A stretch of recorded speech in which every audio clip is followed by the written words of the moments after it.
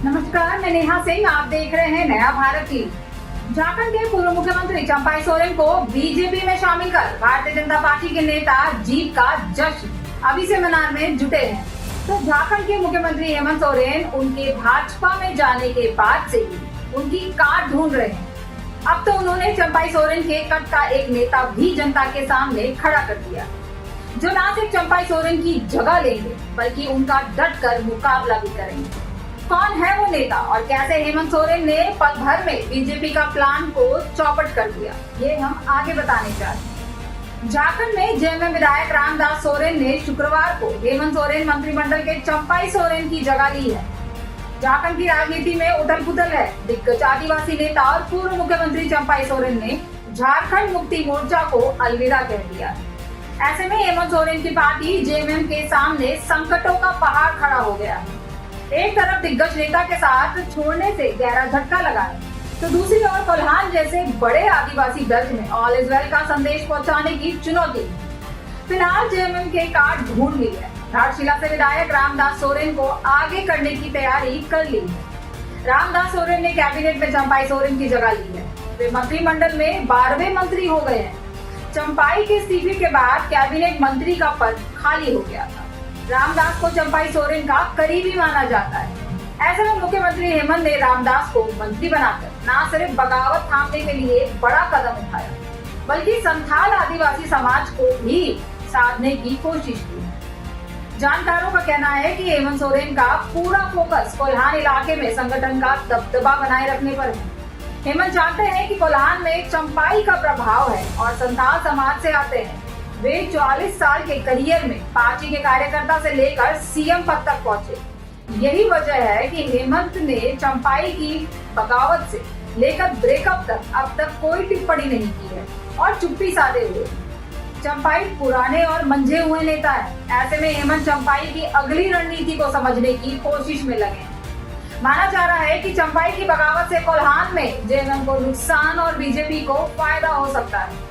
इसलिए हेमंत ने संथाल समाज से आने वाले रामदास सोरेन को मंत्री बनाने का दांव खेला है। जानकर ये भी कहते हैं कि जेएमएम ने डैमेज कंट्रोल की भी फुल तैयारी कर ली है।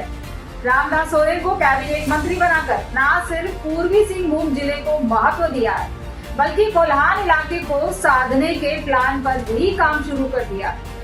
इसे चंपाई के तोड़ के रूप में देखा जा रहा है। पार्टी रामदास को कोल्हान में अपना वोट बैंक मजबूत करने का काम सौंपेगी। हालांकि इस प्लान से जेएमएम को कितना फायदा या नुकसान होगा, ये तो चुनावी नतीजे आने के बाद स्पष्ट हो सकेगा। दरअसल रामदास सोरेन घाटशिला से विधायक हैं। ये विधानसभा पूर्वी सिंहभूम जिले में आती है। कोल्हान मंडल में 3 जिले पूर्वी सिंहभूम, सरायकेला खरसावां और पश्चिम सिंहभूम आते हैं। इन तीनों जिलों में 14 विधानसभा सीटें हैं और चंपाई सोरेन का खासा प्रभाव है। इस इलाके में अभी जेएमएम के पास ऐसा कोई बड़ा नेता नहीं है जो चंपाई का विकल्प बन सके। चंपाई की संगठनात्मक क्षमता का झारखंड मुक्ति मोर्चा को हमेशा फायदा मिलता रहा है। 2020 के चुनाव में जेएमएम ने कोल्हान इलाके की 14 में से 11 सीटें जीती। 2 सीटें अलियांस में सहयोगी कांग्रेस को मिली थी। 1 सीट पर निर्दलीय सरयू राय का कब्जा रहा था। बीजेपी के हाथ खाली रहे थे। यहाँ तक कि तत्कालीन मुख्यमंत्री रघुवर दास को हार का सामना करना पड़ा था।